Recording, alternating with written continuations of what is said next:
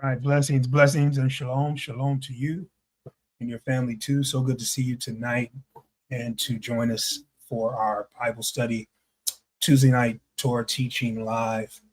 We're so grateful for this opportunity. I pray that all is well with you and your family. Hopefully everybody's doing well tonight. And if not, count it all joy. Count it all joy. We're going to get started in just a bit. I want you to do something for me, though, first. You know what to do. Take out your notes. Guys, we're back at our... Here, let me show you what we're working on tonight. You can go ahead and pull out these notes, guys. If you don't have this chart, email me. Or not email me, but send me a message in the chat. And I will shoot it out to you. It's a blank chart. I will shoot it out to you. Once you receive it, what you need to do is make a copy of it. And I'll show you how to do that. It's really simple. It's really easy. But text me in the chat and let me know if you do not have a copy of this chart. I will send it right to you. I'll put the link in the chat. As a matter of fact, let me just go ahead and do that now.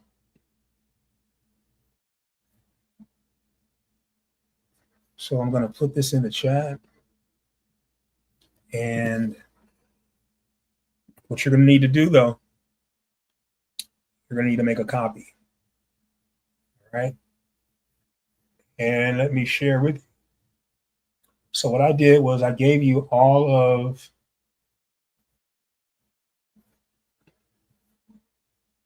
So this is what you do to make a copy.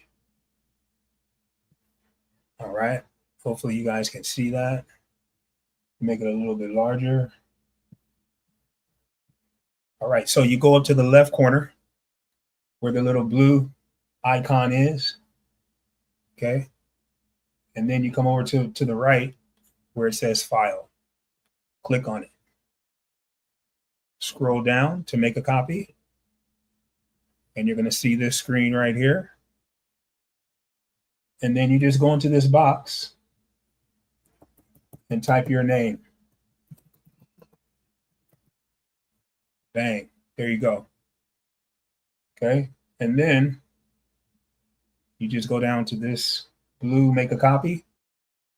And then you click it and you'll have your own copy so that you can type in your own chart. Okay, I'm going to show you one more time, just in case I went too fast. Come all the way over here to the left where this blue little icon is. Come to the right where it says File. Click on File. Scroll down to make a copy. Click on that. All right, you're going to get this box. Click inside the box. And then just type your name right there. Scroll down, click on this blue button here, make a copy, and then you'll have your own copy. Okay. All right. So we're going to need this chart, guys. You're going to need your Bible. You're going to need something to write with. We're going in. We're going in tonight. So good to see you all once again, to the Israelites all around the world. Blessings, brother. Blessings, brother Jesus. Blessings to you, brother. It's a lot going on. It is a lot going on, guys, and we need to be ready. We need to be prepared. And unfortunately, many of us are not prepared because it's not that we don't want to be prepared. It's not that we don't have the ability to be prepared.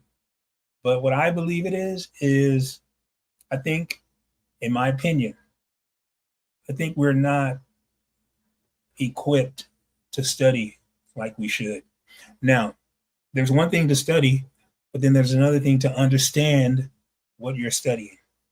And I'm going to tell you this, guys, if you're not walking in holiness, straight up, if you're not living a righteous life, Yah's not going to reveal his word to you. He can't trust you with it. No. Now, many of us may say, well, what about these dynamic preachers? And, they can preach and it's just amazing. Well, let me say this. There's a difference in being charismatic and preaching what thus saith the Lord. All right. So we got to make sure that we're not performing hero worship, which we're going to get to a little bit later. Okay. So we're going to go right into the word. So turn with me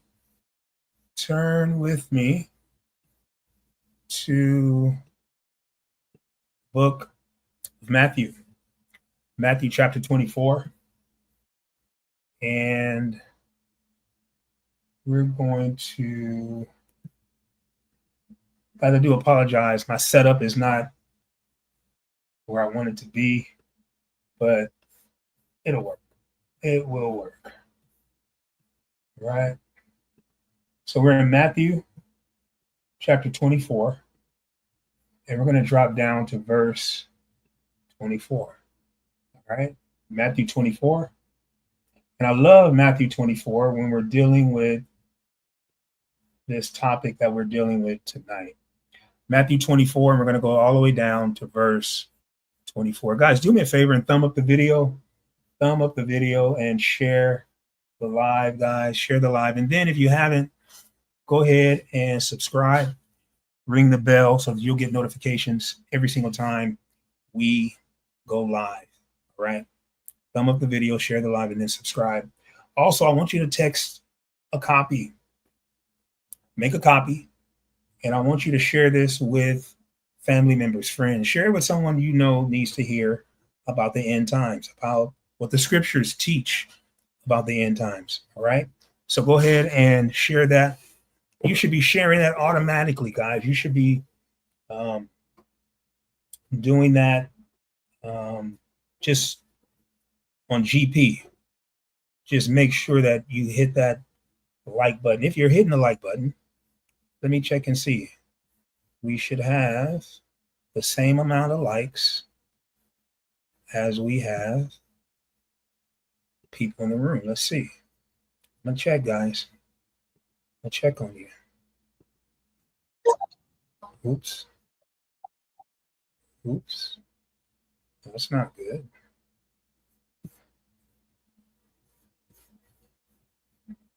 Hold on real quick.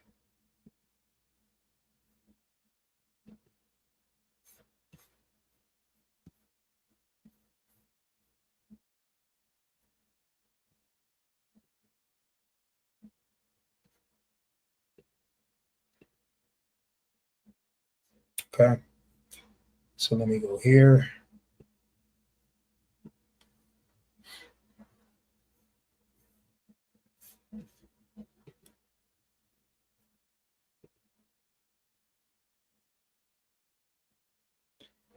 All right, guys, we got one thumb up on the video. I appreciate it, but go ahead and share the live and thumb up the video, guys.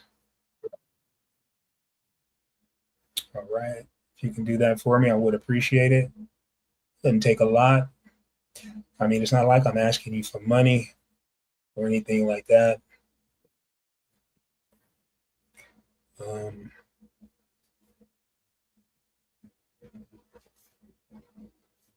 But yeah.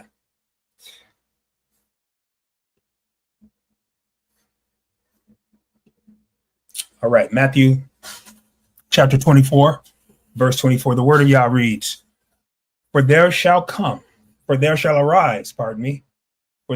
arise false messiahs. Okay, that word in the Hebrew, Christ, Christos in the Greek, but in the Hebrew it is Messiah, Mashiach. All right, for there will arise false messiahs and false prophets talking about the Messiah, this false Messiah, and shall show great signs and wonders.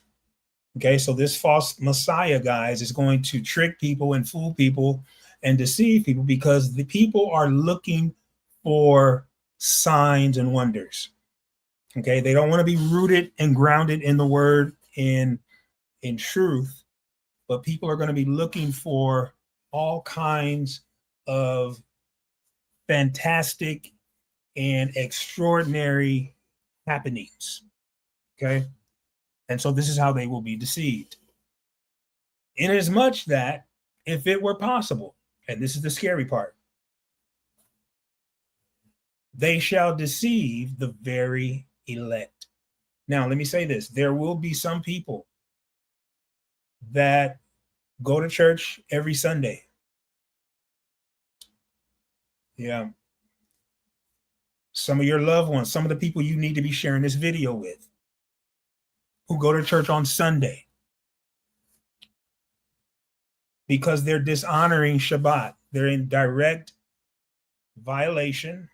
They're in direct disobedience. They're in direct rebellion against not only Yah's word, but Yah himself. Yes, it is a commandment.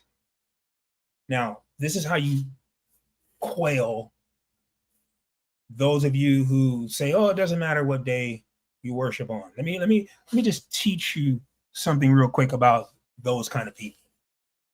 Those kind of people refuse to get into the word, and what they are doing is they are ignorantly and blindly disobeying the commandment. Now watch this. Those same people will say this: "Oh, I agree that you shouldn't lie, you shouldn't steal, you shouldn't bear false witness, you shouldn't commit adultery, you shouldn't desire your neighbor's things." Those same people will say that, but they will ignore the fourth commandment. All right. And so you got to realize that they are deceived. And so it's an unfortunate truth, but it's the truth no matter what. And so if you decide to disobey Yah, you are in direct, and it's not just disobedience. It is a lifestyle of disobedience. It's not just that, oh, I fell, I sinned, and now I'm asking Yah to forgive me. No. What we're talking about here is a continuous lifestyle. There are people sitting and listening right now that hear my words, but it's something in them that will continue to not search the scriptures, but they will continue. This coming Sunday, they're going to be right there at Sunday morning service. People listening right now. So you got to make up your mind on whose side you're going to be on. Are you going to be on the side of truth, or are you going to continue to be on the side of your pastor? Okay. You got to make a choice. It's going to either be the Savior and the truth that he speaks, or you're going to continue to feel loyal to a man who's deceived. Now, the times that we live in, or a woman who's deceived. And so I'm not going to even get into the whole idea of you attending a congregation where there is a female shepherd. I'm not going to even touch that tonight. But many will be deceived because there will be false messiahs. Guys, I want to get right into it. Got a lot planned for you tonight. And I want to show you the chart one more time, because we went through the Egyptian captivity, and we showed what we're showing in this series is how each kingdom is prepping you and has been prepping the world to receive the false Messiah. Okay, and it goes all the way back to the book of Genesis, actually.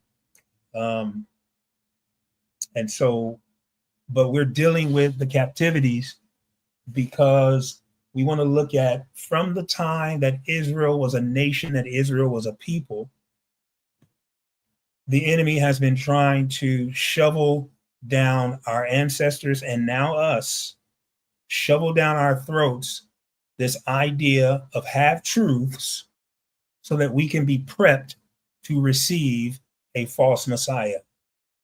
All right. And what we did was we showed how each of these kingdoms, the Egyptian kingdom, the Assyrian, the Babylonian, and then last time we dealt with this was last week, we dealt with the Medo-Persian Empire. And tonight we're going to be dealing with the Greek Empire. Okay. So after the Medo-Persians, we have the Greeks that came in with Alexander the Great. And we're going to look at what did they bring to the table as far as trying to prepare the world to receive a false Messiah, and more specifically, the Israelites, believers. Okay, we're going to take a deep dive tonight, and we're going to look at that. So let's get into this tonight, because again, Matthew 24 said there will be false messiahs. All right.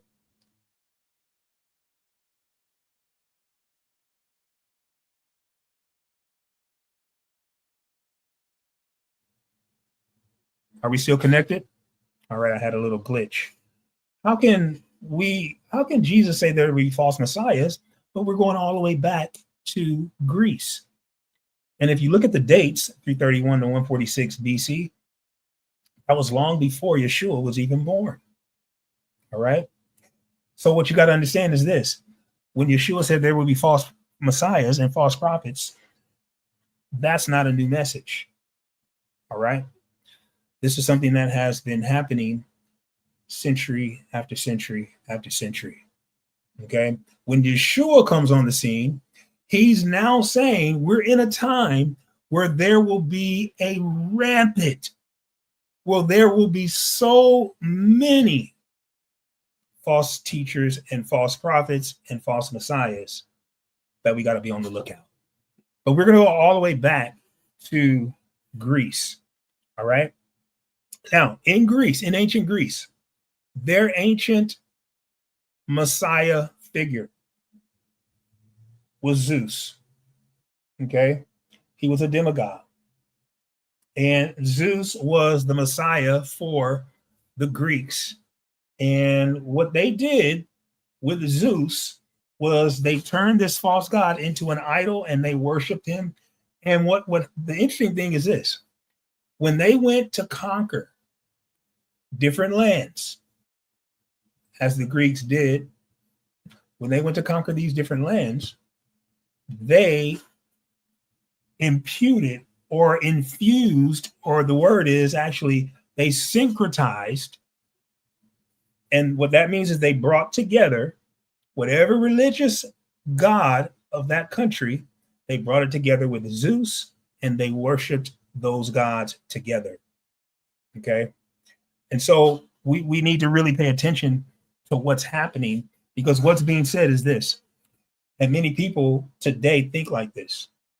What's being said is this: it doesn't really matter what, God you worship. I mean, as long as you're a good person, as long as we can get along, as long as we can just have unity, it doesn't really matter what God you worship. And see, this is the problem, guys, with our ancestors and with us today. What we're saying today is this: we need to lay our religious beliefs. In other words, we need to lay our belief in the truth of Yah aside, and we need to come together based on our skin color. Okay? That's what our people are saying today. And guys, let me tell you this. Skin color means absolutely nothing. It means nothing. Okay? So we need to get in our minds away from, and many of us, I'm gonna take flack for this, but you know what? It's the truth. Many of us need to get away from the idea of Black unity. Come on and go with me. I don't want to be unified with you simply because of the color of your skin. I want to be unified with you because we believe the truth together. Okay? So we need to scrap this idea of Black unity, because it's not working. It's not working at all. As a matter of fact, we haven't been unified from day one. It's a dream. You know why we're not going to be unified based on Black unity? Because we got Black people who believe in witchcraft. Come on and go with me here. Oh, I'm going in on us tonight. We got Black people who believe in killing babies. No, see, I can't be unified with a murderer. No. We got Black people who believe that it's okay to have more than one wife. Adulterers. No, we can't be unified around that. We got black people who believe that it's okay to get high, go to the club, and then come to worship Yah in the sanctuary. We can't be unified around that. We got black people who stand in the pulpit. Oh, come on, I'm going in tonight. We got black people who stand in the pulpit who knowingly lie to you and then expect you to pay them and cash them out because they told you a lie. We can't be unified around that. And so we got to scrap this idea of black unity and then start to get on the path of biblical truth and then unify around that. Oh, yes. Put a 1 in the chat if you agree with that. Put a 2 in the chat if you disagree. Put a 1 in the chat if you agree. Put a 2 in the chat if you disagree. Let's participate tonight. I want to know what you're thinking. And the Bible, here's why you should put a 1 in the chat. The Bible never talks about unity around skin color. Never once. And if we say we're Bible believers, then we have to be on God's side instead of culture's side. I'm going to put a 1 in the chat for myself. There you go. Put a 1 in the chat for myself. I agree with that. All right. So fair use. Everything that we share tonight is based on our First Amendment right, freedom of speech and freedom of religion. And beyond that, it is for the purpose of teaching. It is for the purpose of learning. It's for the purpose of comment, research. And so we're not in any wise and infringing on any copyrighted material that we're going to be using tonight. All right. Thank you, sisters. Thank you. I am blessed. Amen. And let me say one last thing about black unity. Oh my goodness. It's a myth. Listen, guys. No nation comes together based on the color of their skin.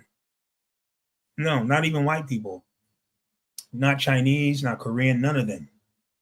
You know what they come together on? Values. Come on and go with me here. They come together on cultural values. Well, for us, our ancestors have left a history of cultural values that starts with the scriptures. Come on and go with me here. And so if we're going to come together, it has to be around the scriptures. No other nation comes together based on skin color. No way. So let's get into it tonight, guys. I'm ready to go in. We have our chart here. And so let's deal with this idea of this Messiah figure called Zeus. All right. Now, I'm going to get to this part right here.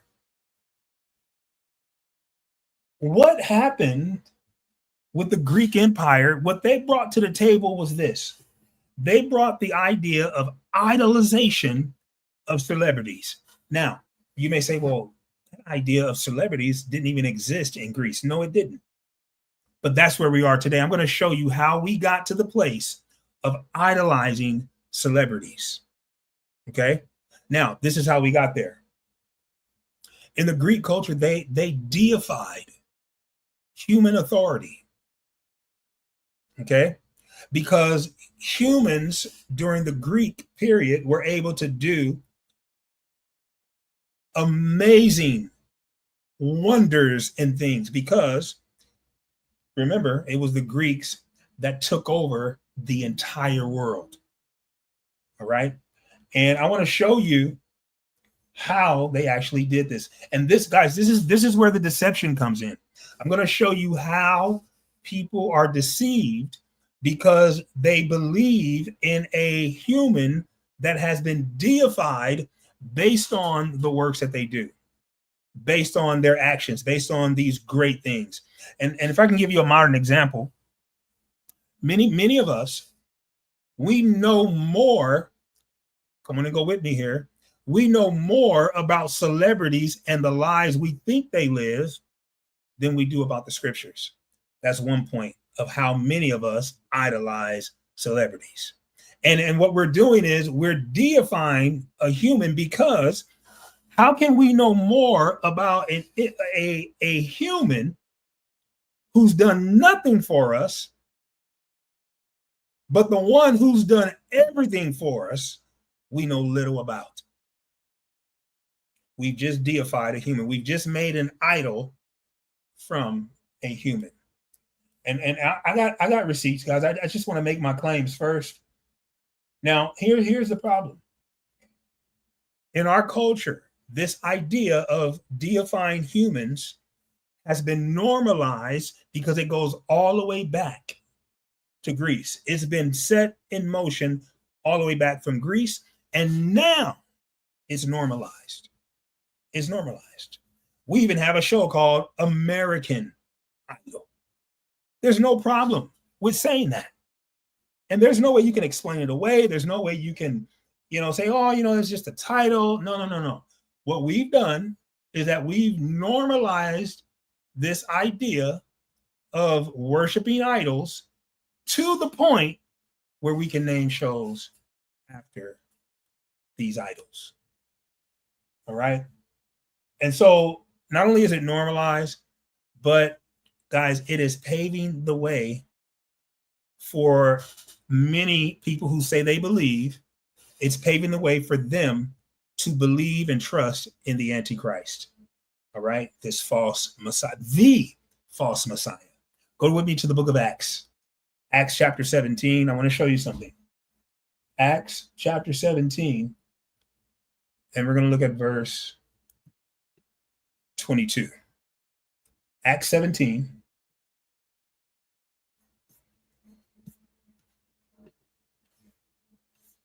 And we're going to look at verse 22.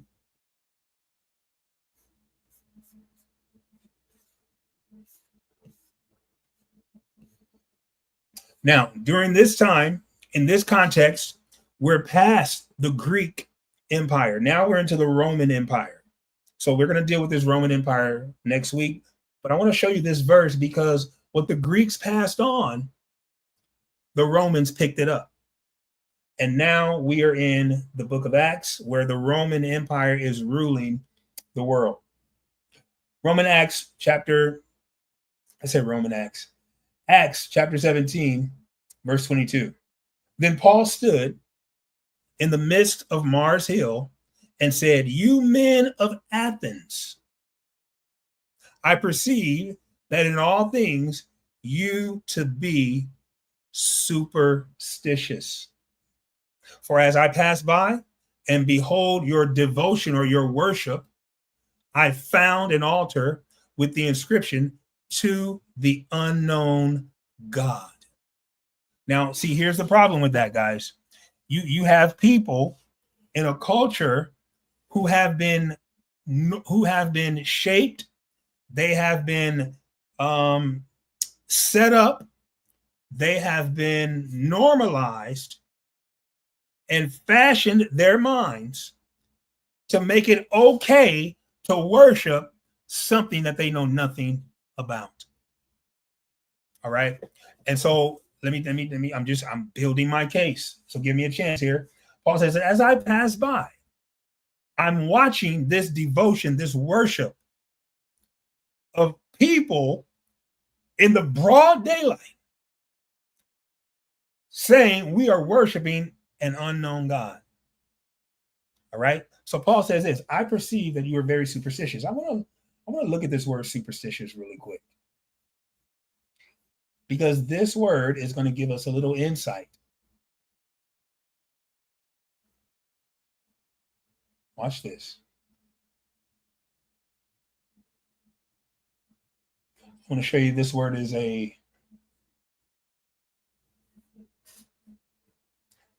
It's a compound word. You can see this. It's made up of delos, daemon. Watch this, guys. This word is superstitious. It's not in a good sense. Reverencing God or the gods. Pious or religious. So you got to have a biblical understanding of what's being said here. See, we have our own 21st century understanding of superstitious. But in the first century, the understanding of superstitious was having reverence for another God besides the Most High, besides the Creator. Now, you may say, well, I'm not superstitious. Many people are superstitious in a biblical sense. And let me show you how. Again, let's talk about knowledge, what we know about. It seems like if we love someone, we ought to know more about them. But again, we know less about the God of the Bible than we do about many things. Listen, look, you know more about your job than you do God and the Bible. You know more about your family than you do God in the Bible. You know more about your friends and God, and the list goes on and on and on and on. Not to mention your favorite TV shows, not to mention your favorite movies. You could tell someone about a movie that you've seen. Every single scene of the movie, you can repeat it back to them. And watch this. There are movies that you saw 10, 15, 20 years ago that you still remember, and you can tell someone about it. But watch this. Someone comes up to you and says, God doesn't exist. And we don't know what to say. Come on and go with me here. Come on and go with me here. But we know what to tell we know about our family. We know about our job. We know about all these different things that have nothing to do with our faith. But yet the one that woke us up, the one that blessed us, the one that gave us grace and forgiveness, we know absolutely nothing about. Now, some people may say, well, Pastor, I think you're going way too far. No, I'm not. Because watch this. By now, you should be a teacher. Oh, I'm going in after you tonight. Because if I don't go in hard tonight, guys, you're going to think that you're okay. You're going to think that it's okay with me not knowing. Knowing stuff about the Bible and God is just for pastors. You're going to think that you're okay. You're going to think that you're safe.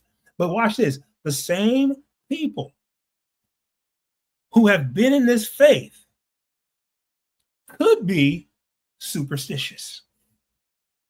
Come on and go with me here. Because what's happened is we have more reference for those things that have nothing to do with the Most High than we do Yah himself. And those people, watch this, when you know more about every other subject, you're being prepped to receive the false Messiah. You're being prepped. Now, I want to deal with this. Let's go to the book of Isaiah. Isaiah 17. I want to deal with this. You guys know it's been in the news, guys. It's going crazy in Western Asia. It is better known as the Middle East. Okay, I'll say, listen, guys, I hate saying Middle East. You know why they say Middle East? Because they're using Europe as the reference point. Listen, Europe is not my reference point. Okay, so just think, I want you to remember this. Whenever you say Middle East, you're using Europe as your reference point. They've gotten you, watch this, they've gotten you so Europeanized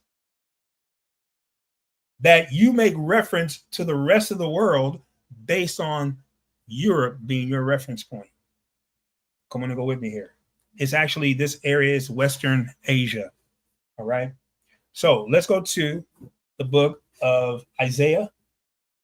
And I want to deal with something that's currently happening in the news. You guys have seen, if you've been watching the news, then you will know that Damascus, did I say Isaiah 17? Yeah, Isaiah 17. You know that Damascus has been,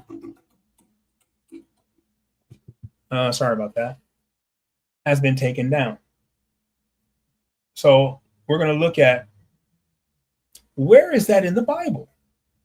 Because watch this, guys. As soon as I saw this on the news, my mind went straight to the scriptures. Now watch this. The burden of Damascus. Behold, Damascus is taken away from being a city, and it shall be a ruinous heap. Now watch this. Keep your eyes open about this. The cities of Aurora are forsaken.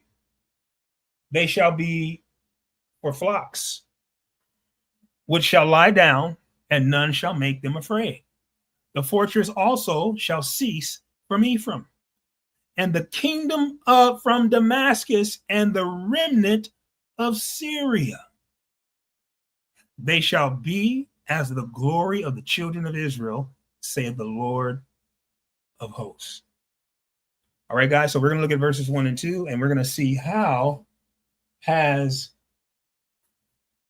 Damascus fallen. Listen, guys, this is something that I'm going to show you this. This is another chart. It's okay. Don't trip. I'm just using this for reference. You don't have to write anything on this. So we're in the Greek conquest. All right. We're still dealing with Greece. Now watch this. Greece conquered Damascus all the way back in 332. But watch this. The prophecy in Isaiah was before 332 BC. Come on, go with me here. So watch this. We have Damascus going through a continuous conquering, but not ruined. I'm going to show you through all of these references that Damascus was conquered, but not quite ruined, like Isaiah said. Okay, watch this, guys. So remember the gods that they worshiped. Greek gods, where we said it was Zeus, right? But guess who the Damascus god was? Remember we talked about the deification? And if we go back and look at all of the different nations that has conquered this area, this Western Asian area, let me show you this. If we go back and look at all the nations that have conquered all of these areas, the areas in the pink, the areas in the purple, the yellow, the greens, the orange. You look at all of the nations that have conquered these nations. Watch this. The one thing they have in common is that they brought their gods with them. So if you look in the pink area, I know it's kind of small, but if you look in the pink area, at the very top, almost at the very top of this pink, it says Damascus. It's right up here. Okay, it's right across from northern Israel. Okay, and if you go down a little bit, it says Aram, Syria. Syria is the modern day name of this area, but during the kingdoms of Israel and Judah, it was called Aram. Are y'all with me? Today it's called Syria. So we're looking at this area today, and if we look up here and see Damascus, Damascus today has been taken down. All right. And so watch this. What do you mean taken down and ruined? Well, there's no more government. There's no more government in Damascus. Look at the headlines. Assad, who was the president of Damascus, he left. He said deuces, and he flees to Moscow. Victorious rebel leader al-Golani enters Damascus and takes it over. Watch this, guys. Listen, look at this. Look at this little writing under here. This victory, my brothers, is historic for the region, says the HTS leader at mosque in Syrian capital. So the capital of Syria is Damascus. It's been taken down. Watch this now. Notice what he says. The leader at the mosque. So now we have, let me show you something. I don't want to go too fast. I'm going to come back to that point, but I want to show you this article real quick.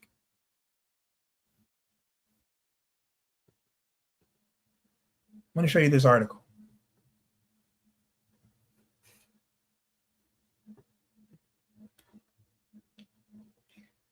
Fair use. Okay, so remember they said HTS? I'm going to show you what that means. If you look over here,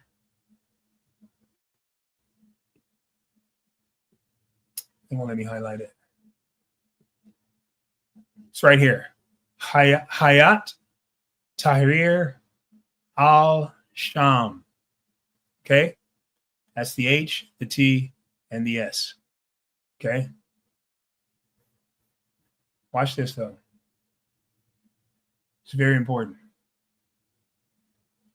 This victory, my brothers, is historic for the region. Why is it historic for the region? Because, look at this. Look at this. HTS leader at the mosque. What religion is that? Islam. So what they're doing, guys, is they're removing all the gods that were in this area, and now they're establishing an Islamic God worship. Guys, watch this. Now let's go back. I'm going to get into this article a little bit, but I want to go back to show you why did they have to establish this Islamic rule? Why were they rebelling against Assad? And why did this leader, who's a Sunni Muslim? Now, guys, I want to deal with this. If you know anything about Islam, you know that it is broken up between mainly Sunni Muslims and Shia Muslims. All right? I'll put that in the chat. Let me put that in the chat real quick so that if you want to study this. I just don't have time to go into a whole study right now on the difference between Shia and Sunni.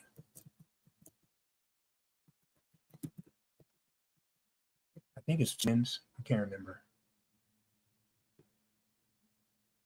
But look that up. Look up the differences between Shia and Sunni. One believes that all of the prophets of Islam should descend from Muhammad, and the others believe that the imams or the leaders should come from the righteous caliphs.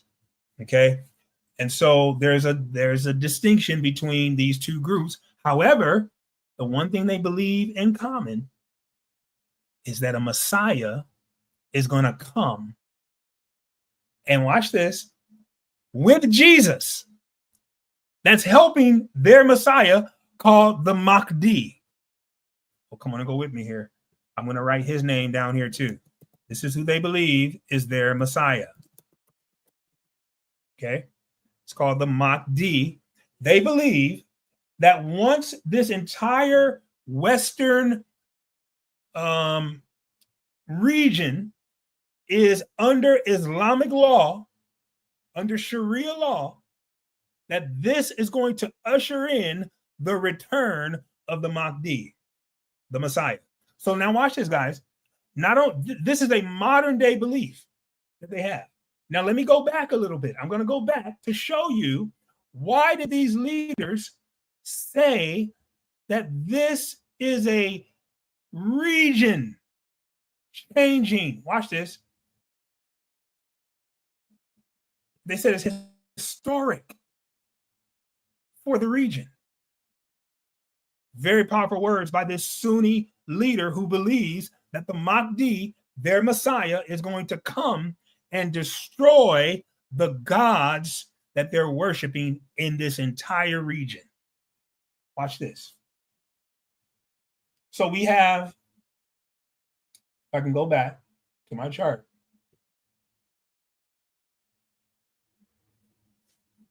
Okay.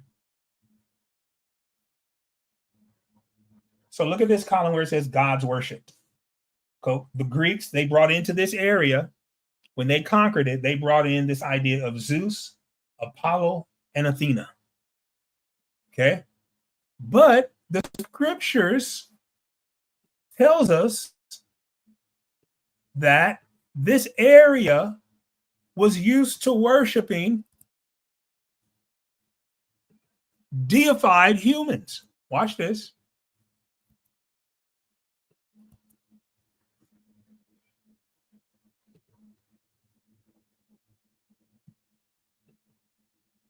Deified humans. So watch this. Watch this, guys. I want to show you this. So in this entire area, in the pink, we're used to worshiping deified humans. Now watch this. The history of Ben-Hadad, number 1, king of Damascus. This king was one of the first deified humans that was worshipped. Well, why? Well, let's go to 1 Kings chapter 20. 1 Kings chapter 20, and we're going to find out.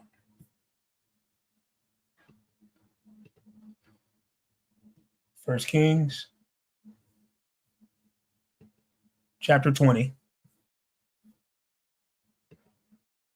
Now let's find out.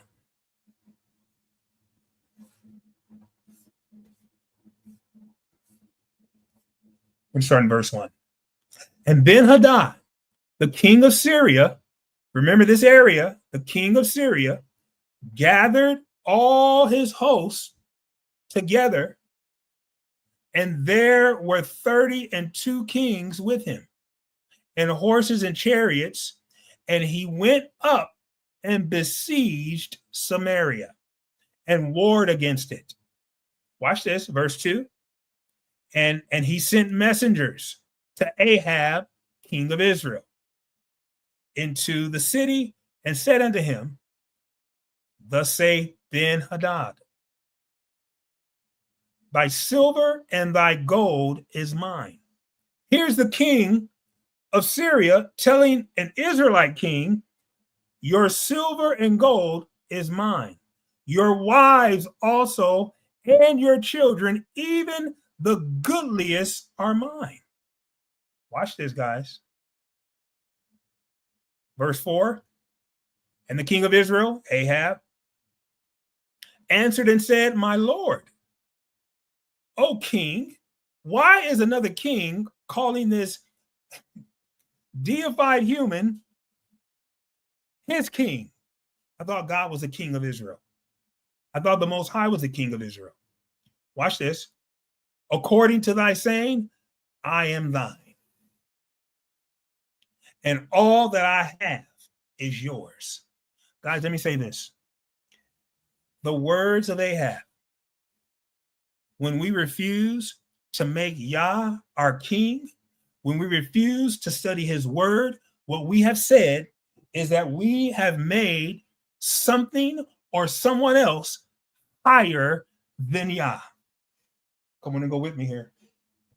And watch this. Eventually, if you continue down this path, everything that you have will be given over and will be taken from you because you've turned your back on Yah. Watch this. I mean, I don't even have to say this, but just look from where some of us have came. Many of us, we lived our lives in opposition and rebellion of Yah. And what did he do? He put us down. He brought us down low into the muck and the mire clay. Come on and go with me here. And it wasn't until we turned back and ran back to Yeshua HaMashiach that he lifted us up. But here this king of Israel is telling Ben-Hadad, whom the Syrians idolize and worship, that you're my king. Verse 5. And the messenger came again and said, thus speaketh Ben-Hadad, saying, although I have sent unto thee, saying, thou shalt deliver me thy silver and thy gold, and thy wives and thy children. Yet I will send my servants unto thee tomorrow about this time, and they shall search thine house and thy houses of thy servants, and it shall be that whatsoever is pleasant in thine eyes, they shall put it in their hand and take it away. Guys, I don't have to tell you that the moment you turn your back on Yah, what you are doing is you are taking everything that you hold precious, that you hold dear, and you're putting it in the hands of the enemy. Come on and go with me here. Now, some people say, well, I haven't turned my back on Yah. I still, listen carefully. You turn your back on Yah when you refuse to keep his commandments. Come on and go with me. See, y'all don't believe it. Watch this. I got to show you John. So I'm going to go right to the words of Yeshua. John 14. John 14, verse 15. These are the words of Yeshua. If you say you love me, what do you say? Keep my commandments.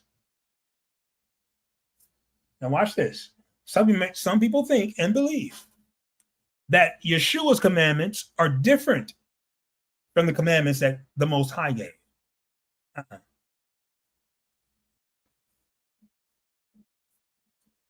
But let's go here. So I want to show you that's just simply not true.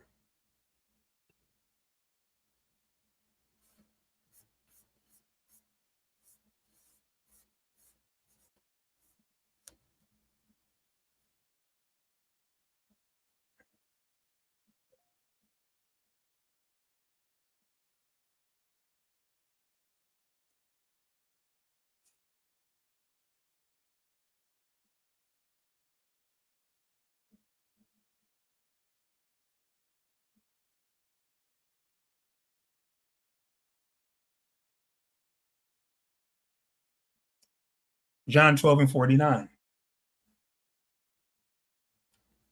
So when Yeshua says, for I have not spoken of myself, but my Father. So watch this. When Yeshua said, keep my commandments, what he's speaking and what he's commanding is not coming from himself. It's coming from the Most High, which sent him. And watch this. And gave him a commandment. What I should say and what I should speak. So we've just destroyed that argument. So you can no longer say that the message that Yeshua has is different from the Father. The commandments that Yeshua is talking about are the same commandments that were given in the Torah. Come on and go with me here.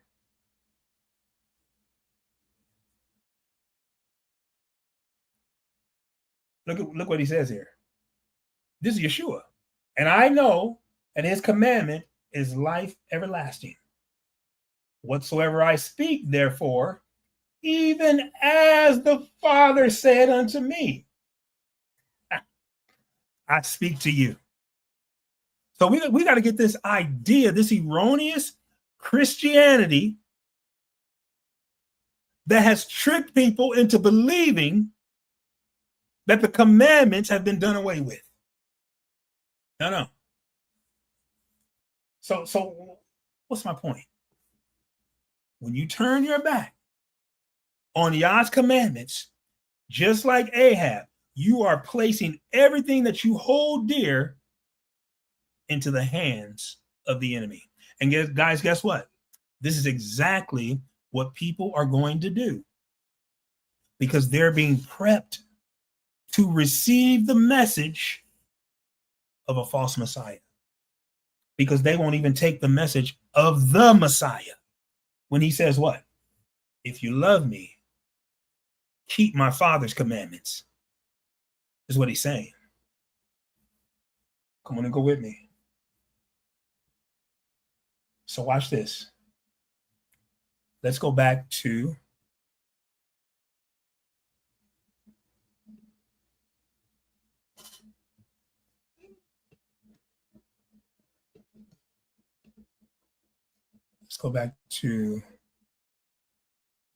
why is my screen doing this? Here we go.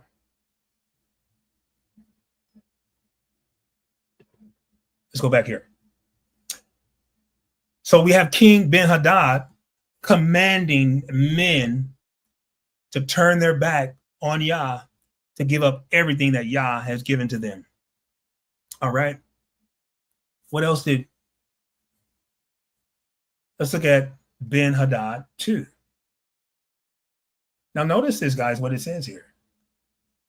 The Arameans besieged Samaria. Elisha miraculously intervenes, leading to divine deliverance. But watch this. 2 Kings chapter 6. Now, guys, I have to show you this because these individuals believed that their leaders were gods. 2 Kings 6 and 8.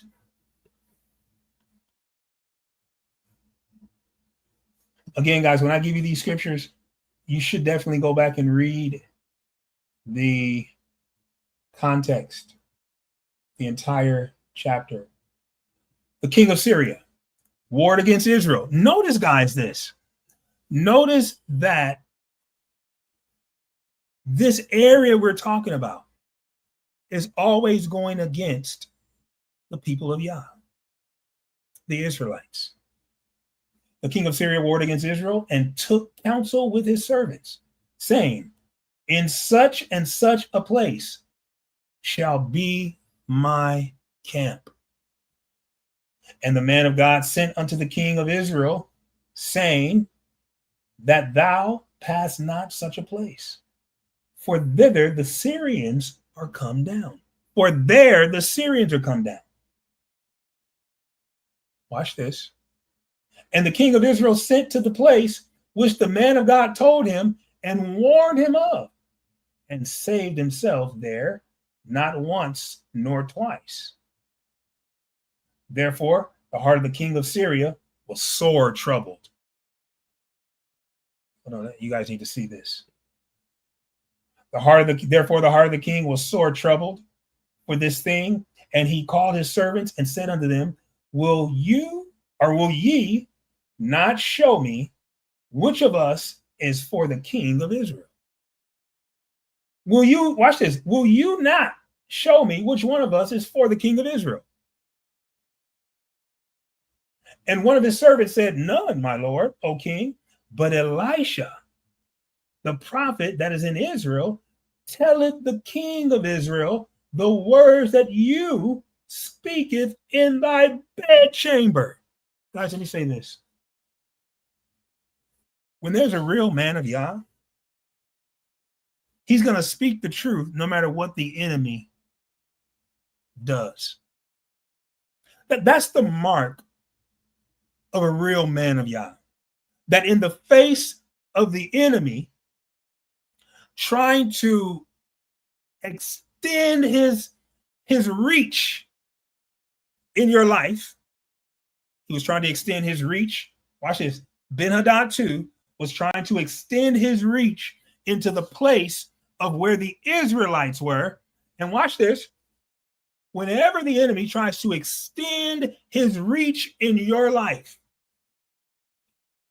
you got to stand up and do what? Speak the truth like Elisha. Speak the truth. Watch this. And he said, go and spy where he is, where the man of God is, that I may send and fetch him. And it was told him, saying, behold, he is in Dothan. Therefore sent he thither horses. He sent there horses and chariots and a great host. And when he says horses and chariots and a great host, he's talking about military. All right. And they came by night and they compassed the city. They surrounded the city where Elisha was. And when the servant of the man of God was risen early and gone forth, behold, and hosts compassed the city, both with horses and chariots. And his servant said unto him, alas, my master, how shall we do? What shall we do now? And he answered, fear not. I love this. For they that be with us are more than they that be with them. Guys, let me say this. Oh, let me keep reading because this is dope. Watch this. And Elisha prayed and said, Lord, I pray thee, open his eyes, his servant's eyes, that he may see. And the Lord opened the eyes of the young man, and he saw, and behold, the mountain was full of horses and chariots and fire round about Elisha. Come on and go with me here. I want to say this. When your enemy is surrounding you in your life, when your enemies, I don't care who they are, I don't care what it is, I don't care what they've done, what they have planned, but when Yah sends his spiritual army to fight on your behalf, watch what happens. And when they came down to him, Elisha prayed unto the Lord and said, smite this people, I pray thee, with blindness. And he smote them with blindness according to the word of Elisha. So watch this, guys. The enemies that have taken over. God, I want to show you this. The enemies that have taken over this land.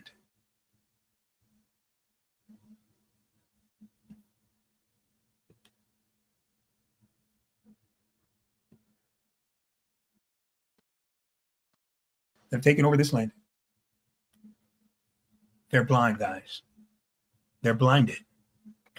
They're blinded, number one, because they worship a God who's not even a God, just like Ben-Hadad. All right? They don't worship the Most High. So watch this. No matter what kind of power they exude, the Most High has a fleet of spiritual angels that are doing warfare even now on our behalf. Now, what does this have to do with us? What does this have to do with us? Oh, it has a lot. It has a lot to do with us because what they are trying to do, guys, is they are trying to usher in their Mahdi. All right. And if they take over this area, guess who's going to get involved? See, you guys are not ready for this one. Guess who's going to get involved?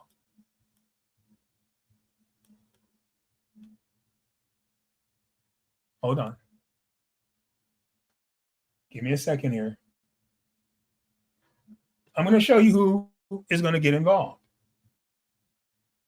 Oh, they've already taken over, and they already said this is a historic change. Can I show you something, guys? This is going to mess you up.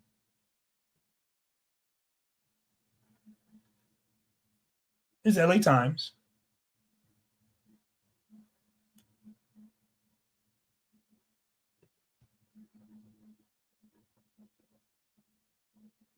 You guys see this? You see what's going on? You see what we're doing? You want to talk about how is this going to affect you? Look at our government's response to this. You don't think that this country is going to be judged because of this kind of stuff? This hypocritical, oh my goodness, guys, listen. How dare you put your hand to your heart at the next sporting event and pledge allegiance to a flag whose government is doing this? In Syria, militia armed by the American Pentagon fight those who are armed. You can't make this up. Who are armed by the CIA, by the American CIA. Oh my God. Guys, you cannot make this up.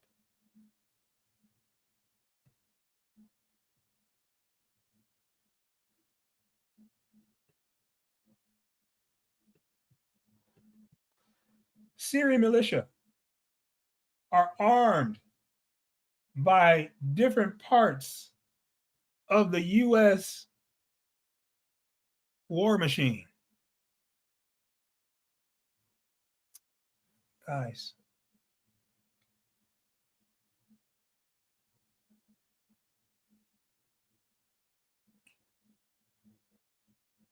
look at the mess that we're involved in. I shouldn't say we, but look at the mess that this government is involved in. The government that you are so committed to, that you are proud to vote for this government. You listen, you Democrats out there, you are proud of this government, so much so that you know more about policy than you do about the word of Yah. And you want to know how is that going to affect us? Listen, you can't do this stuff as a government and not reap judgment. See, this is the hypocrisy of it all. Is that on one hand, on one hand, they say that this is one nation under Yah, under God. But then on the other hand, out of the same side of their mouth, this is what they're doing. This is what the government is doing.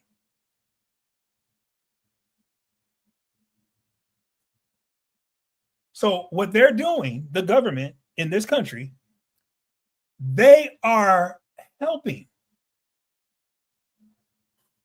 Islamic individuals fight against each other so they can kill off their children, kill off their babies. And then it goes back to the prophecy in Isaiah 17. In Isaiah 17. Do I got to read it? Did you write that scripture down? Isaiah 17 says that Damascus is going to be a ruin.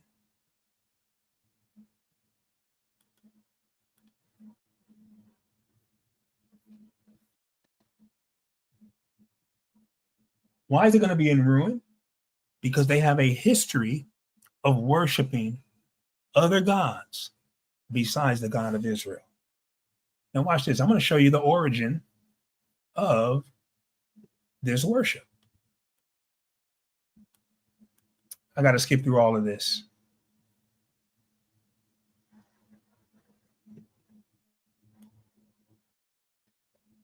I got to skip this.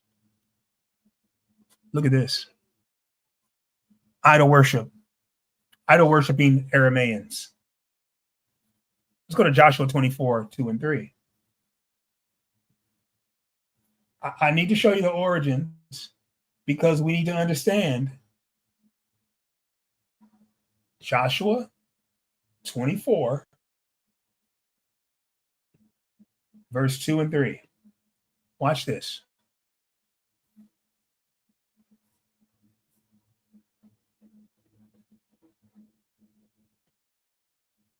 Let's start in verse 1. And Joshua gathered all the tribes of Israel to Shechem and called for the elders of Israel and for their heads, for their judges, and for their officers, and they presented themselves before Yah. And Joshua said unto all the people, thus saith the Lord God of Israel, your fathers dwelt on the other side of the flood in old time, even Terah, the father of Abraham, and the father of Nachor. And watch this. And they did what? And they served other gods. Guys, let me say this. These Islamic individuals who have taken over Damascus, they believe that Abraham and Abraham's father and his heritage, they believe that Abraham was a Muslim, which is ridiculous because Abraham lived long before Islam was even created. Islam didn't start until the 600s. We're going all the way back to creation, before the flood, and after the flood. But watch this. We see that they served other gods. Abraham's family was involved in idol worship. Watch what verse 3 says. And I took your father Abraham from the other side of the flood and led him through all the land of Canaan and multiplied his seed and gave him Isaac.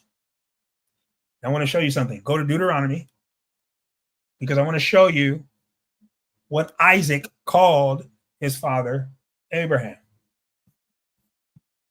Deuteronomy. Wait, was that Isaac? Wait, did it say Isaac? Hold on.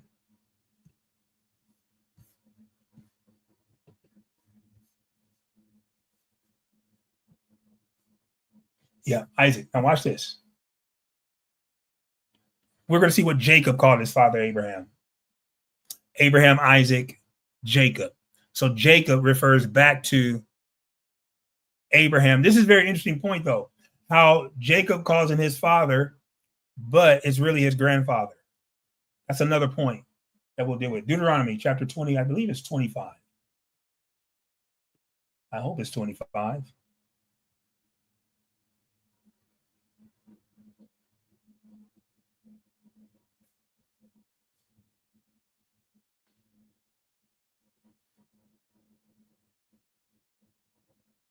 Hold on. Give me a second.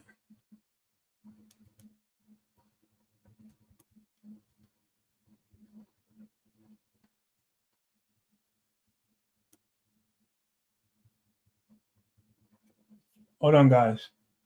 Give me 1 second here.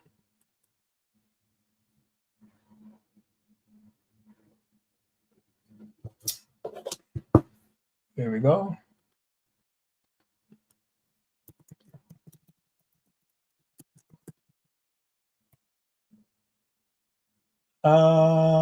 It is Deuteronomy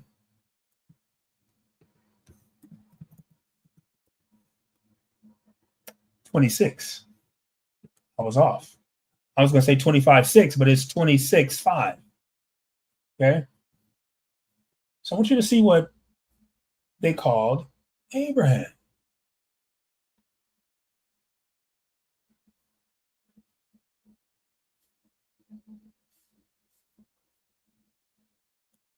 Let's start in verse 4. And the priest shall take the basket out of thine hand and set it down before the altar of the Lord thy God.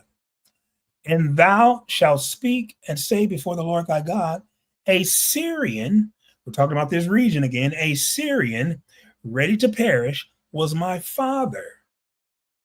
And he went down into Egypt and sojourned there with a few and became there a nation, a great and mighty populace.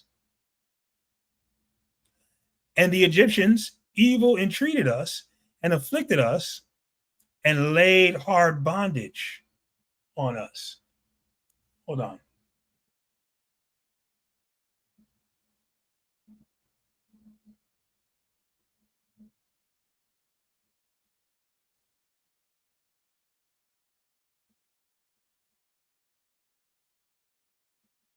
That's interesting. Deuteronomy 26 and 25 should say, hold on.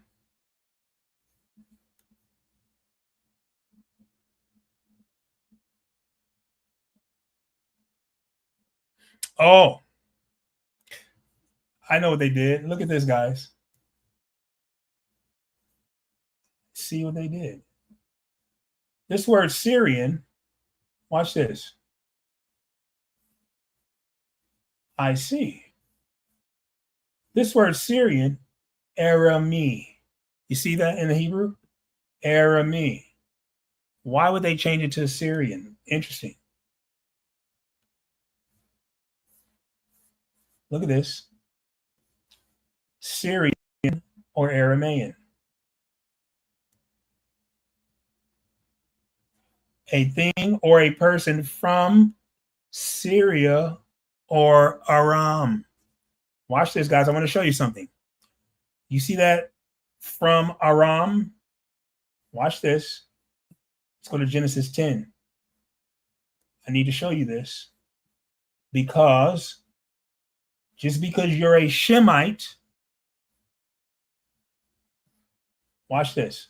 Look at verse 2. The sons Japheth, hold on. Verse 1. Noah's 3 sons, right? Shem, Ham, and Japheth. You got that? But then let's go down and look at who are the sons of Shem.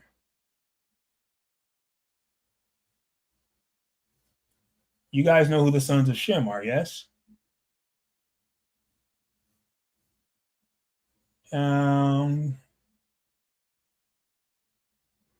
Here we go, verse 21. Unto Shem also, the father of all the children of Eber, the brother of Japheth, the elder, even to him were children born. Watch this. The children of Shem, Elam, Ashur, Apharxad, which the line came through Apharxad. If you look at a Apharxad line, that's who Eber came through and the Israelites. But watch this. Lud and Aram. Aram went and settled the area that we know today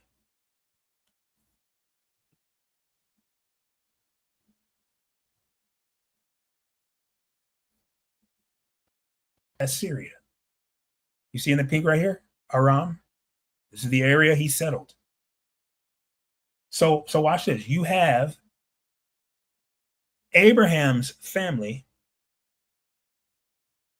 from this area of Aram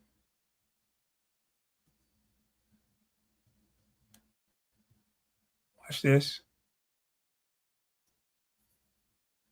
And as a result, this is why Abraham's family worshiped idols. Remember we read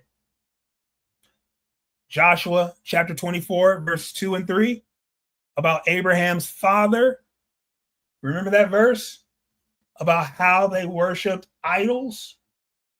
That's Joshua 24 and 2 and 3.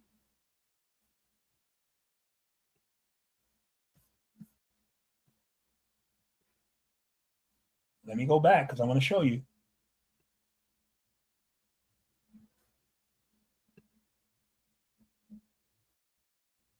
Now, why am I bringing all this into? So watch this. Even Terah, the father of Abraham, and the father of Nachor, they served other gods. All right. So Listen, guys, this area we're talking about is an area that eventually God is going to judge. But I want you to notice something about what's happening there. Yah, the Most High, is allowing these idol worshiping people to destroy themselves. He's allowing these idol worshiping people to destroy themselves. Guys, watch this. Now, this is what we cannot do. Let's go to 2 Kings 16. This is what we cannot do. 2 Kings 16. And we're going to start in verse 10. And we're going to close. We're closing with this. I got to come back to this lesson, guys, because I skipped all through. But I want you guys to see this. And King Ahaz, who was the king of Judah. Watch this. And King Ahaz went to Damascus to meet Tiglath-Pileser, king of Assyria, and saw an altar that was at Damascus, and King Ahaz sent to Urijah, the priest. Watch this. Not to call on the Most High, but he sent for Urijah, the priest. The fashion of the altar and the pattern of it, according to, watch this, all the workmanships thereof. All the workmanships of what? The altar at Damascus, where they were worshiping idol gods. Watch what verse 11 says. And Urijah, the priest, built an altar according to all that King Ahaz had sent from Damascus. So Urijah, the priest, made it against King Ahaz, came from Damascus. And when the king was come from Damascus, the king saw the altar, and the king approached the altar and offered thereon. This is the king of Judah, y'all. And he burnt his burnt offering and his meat offering, and poured his drink offering, and sprinkled the blood, his peace offering, upon the altar. Look at that. It sounds good, right? And he brought also the brazen altar, which was before the Lord, from the forefront of the house, from between the altar and the house of the Lord, and put it on the north side of the altar unto the gods of Syria. And King Ahaz commanded Urijah the priest, saying, upon the great altar, burn the morning burnt offerings, and the evening meat. Guys, let me just say this about this verse. You can read it later for yourself. What King Ahaz of Judah was doing was he was taking Israelite principles, Torah principles, and laying them on top, come on and go with me here, of false religion. He syncretized, he brought together false religions with the Torah. That's exactly what people do with Christmas. It's exactly what people do with Thanksgiving. It's exactly what people do with Easter. They bring, now where did they get this from? Where did Ahaz get this idea from? Watch this. Let's go to Ezekiel. I told you I was going to close, but I'm going to close with Ezekiel. Ezekiel 23. I have to show you this because I raised the question, where did he get it from? Ezekiel 23.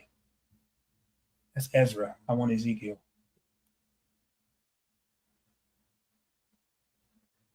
There we are. Ezekiel 23.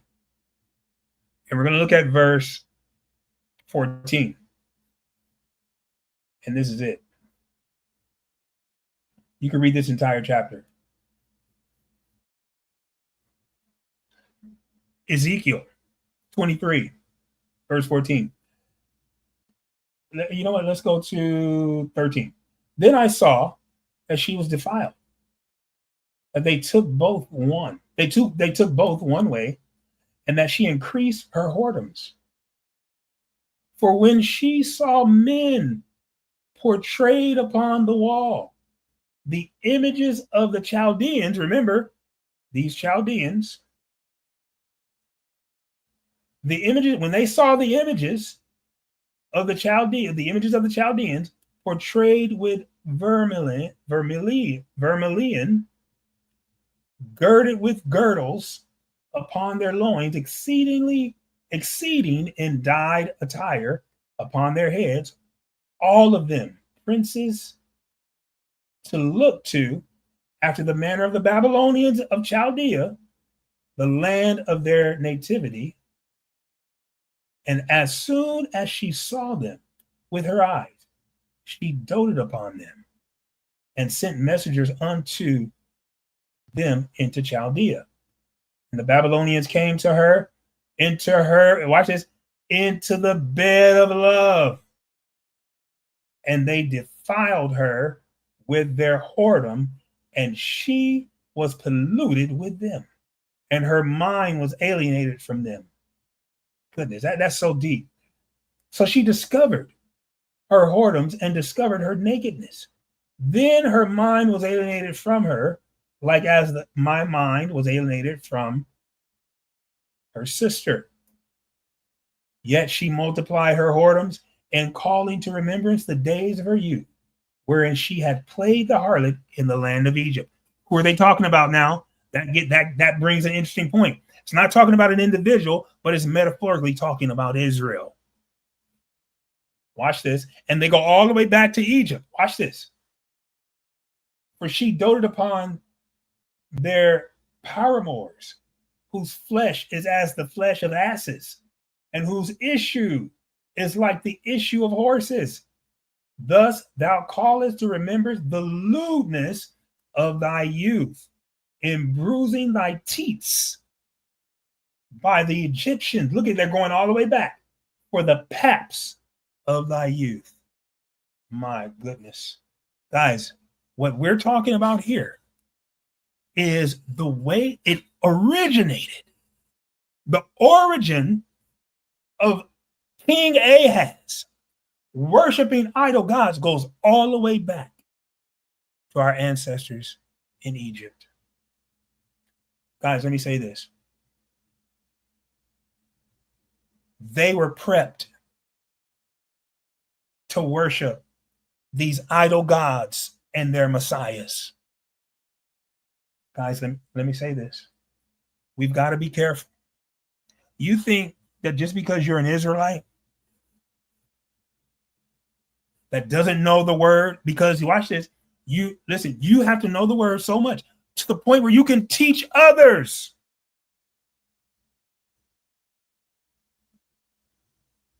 These Israelites, they knew the Torah. They knew their history. But they allowed King Ahaz to lead them in worshiping and sacrificing at the altar. They brought Torah biblical principles and put it on top of religious idols of other nations. They took what they knew was true and they mingled and mixed it with what God had not endorsed. Come on and go with me here. Isn't that what happens with Christmas? They say Jesus is the reason for the season. Listen, none of their disciples,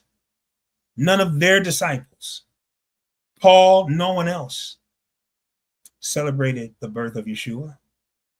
They had their own feast days that were biblical.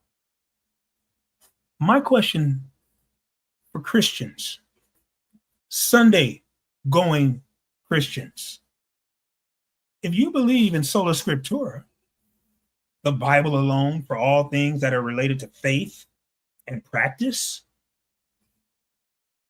Well, where are you getting Christmas from?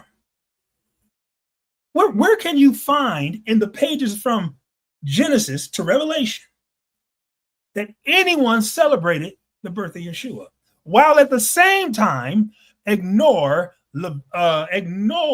Leviticus 23? I hear Christians saying, well, what's Leviticus 23? To my point, that we know more about unbiblical things than we do about our own scriptures. Guys, don't be prepped into receiving this false Messiah. He's coming. Know the difference by knowing the scripture. Blessings and shalom. Blessings and shalom. Shalom to you and your family too. Guys, we got more. We got so much more to come. It's coming. Blessings and shalom.